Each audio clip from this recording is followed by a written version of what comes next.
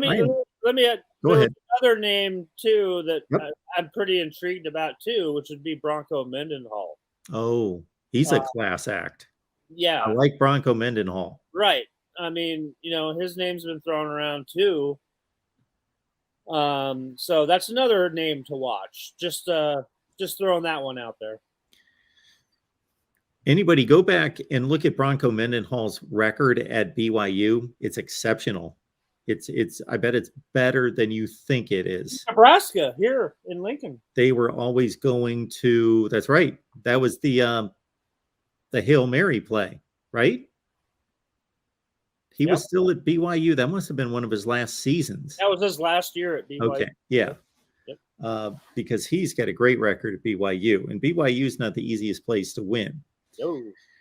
And then he goes to Virginia, and they were a mess. And it took him a few years, but he made it to the ACC championship game. And if you ever listen to the guy talk, he is one smart guy. He's a very knowledgeable coach, yes. He's very measured and smart. He's a class act, and he's also kind of understanding of people and young men, and he really wants to improve people's lives. And like, he sounds like he's got it all together. He's not just, okay, I want to win and use these people. And like, he's a class guy. He's a great guy.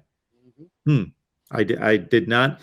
And he left Virginia, and people were shocked because he had it going well and everything was fine. And he just decided, like, my wife and I want to do other things right now. But I listen to, and this doesn't happen with me much, especially when it's Virginia, that I'm listening to a coach's closing news conference, but I knew that he would have great things to say. And I watched the whole thing, and he left it open to basically say, this is a little phase in life that we need to kind of relax, break away from coaching. It's a grind, but you could tell I still want to do this. Yeah, exactly. It wears on you.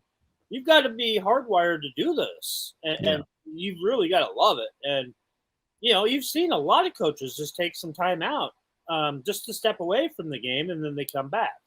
And I definitely include him in that category. And just like we mentioned earlier, it's hard to get this out of these guys' bloodstreams too, because you do love doing it.